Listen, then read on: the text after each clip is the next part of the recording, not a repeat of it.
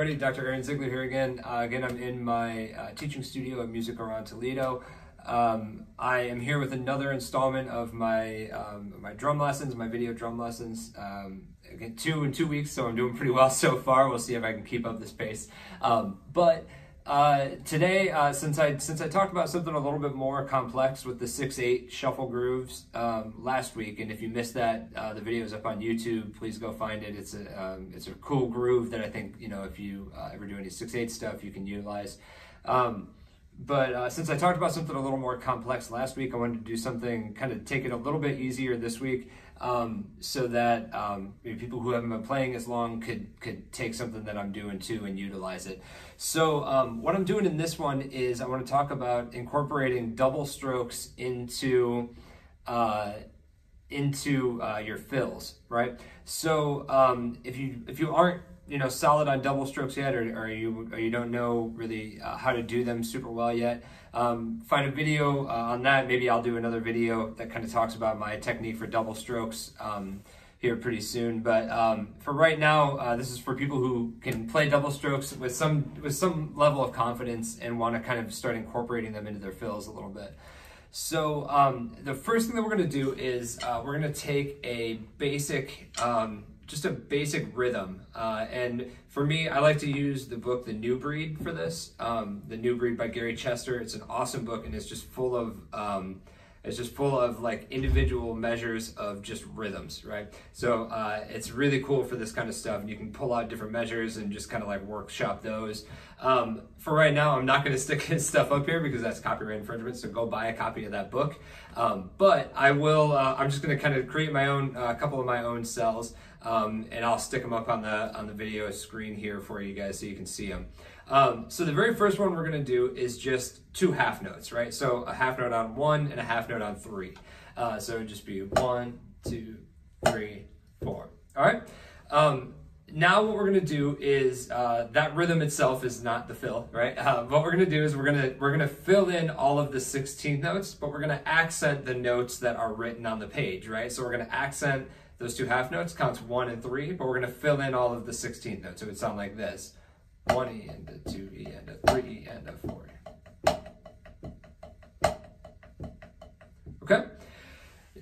Now the next step is going to be to double stroke everything that's not accented, right? So all of those little notes that I played, I'm gonna double stroke each of those. So there we go again. Okay, right, so that's kind of our basic level of what we're going to be doing here. But I recommend doing it on a pad first, kind of getting it on your hands on a pad first, and then I'm going to kind of walk through the steps of how to do it on drum set as well. But just so you kind of get it going a little bit on the pad. That's the first one that we're going to do. The second one is going to be a dotted quarter note, and then an 8th note on the end of 2, and then a quarter note on 4, right? So we'll go 1, 2, and 3, 4, 1. Good. Now if I fill in the 16th notes,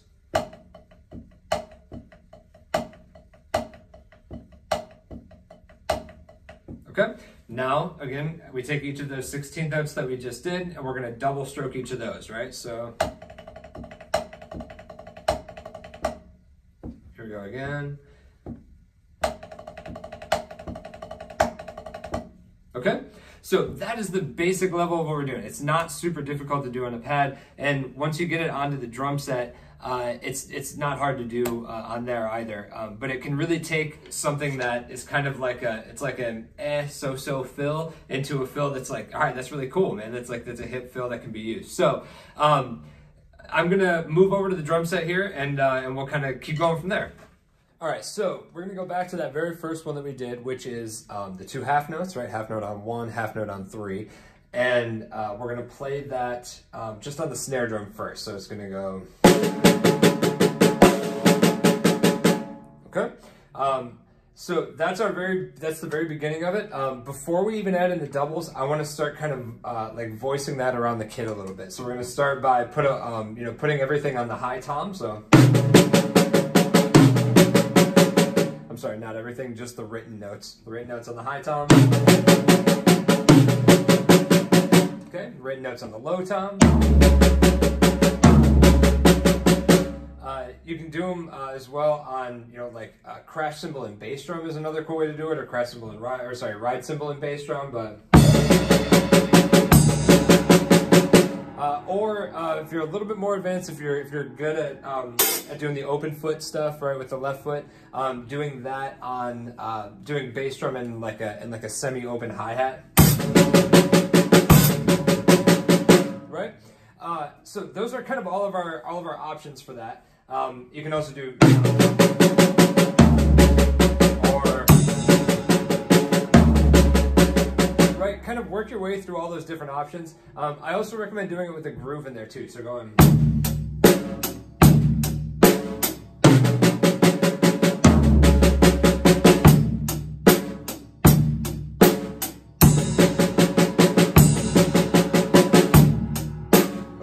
Now that we've kind of gone through a bunch of those different options and gotten comfortable just moving the accented note and the 16ths, now that we've done that, we start to add in the doubles, right? So we go.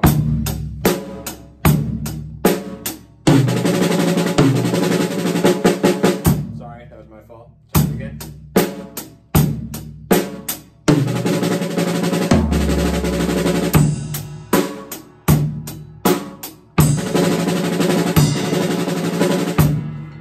Sorry about that first one. I was thinking about the second groove, or the second fill we're going to do. So then take what we just did, take all those double stroke things we just did, and just try and voice them around as many different ways as you can again, okay? Now let's switch over to the second fill, which I just tried to do a second ago. So that's the dotted quarter on 1, eighth note on the and of 2, and quarter note on 4, right? Or okay. Right, that's our fill. So again, play that with the groove and then use that as your fill and kind of try and voice it around as many different ways as you can without the double strokes to start off.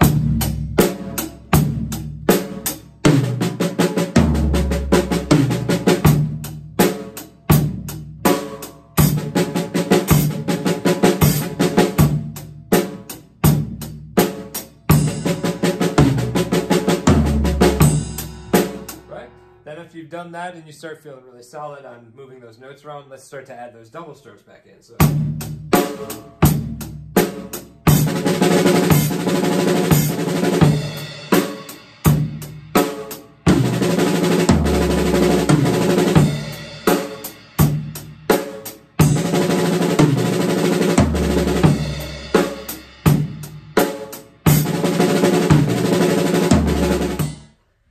so that's the basic level of kind of getting your double strokes involved in your fill, right? The reason that I did the ones that I did, and obviously there's many more options, but the reason that I did the ones that I did is because they only involve the right hand, and it's a little bit easier to get those accents and everything going when you start with just the right hand and you're not getting too complex too quickly. So I recommend, again, getting The New Breed by Gary Chester. It's a fantastic book, and the first 2 pages will only give you options with right hand, right? So basically anything that falls on throughout the measure on a number or an and will work and will only involve your right hand playing the tom or the cymbal, right? If you have an E or an then that'll be a left hand that's going to do it. And I'm going to do another video kind of on the same topic where we talk about getting the left hand involved, right? And so that would be something along the lines of like, right, and then filling in the doubles, right, or okay, so we'll talk about that in another video, but I wanted to kind of get the right hand one going first and give anybody who's kind of working on trying to get these double strokes involved in their playing,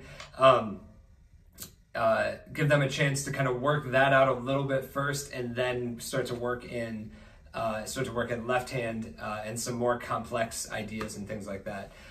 So I'd like to thank you all again for watching this video. I hope it was informative. I hope you learned something. I'm going to try and stick another video of me playing, another overhead video of me playing in here again, where I'm kind of utilizing some of these things, some of these double stroke things, so you can kind of see and hear some of these more in context. So thank you again. I'd also like to thank Music Around Toledo for giving me this space to use and letting me teach out of here and do these videos and all this stuff. I'd also like to thank Innovative Percussion. Innovative Percussion is the company that I proudly endorse for sticks and mallets. My favorite sticks and my favorite mallets come from these guys. Definitely check them out. Yeah, thank you again, and I will see you guys, hopefully, fingers crossed, next week, or if not, then very, very soon. Thank you.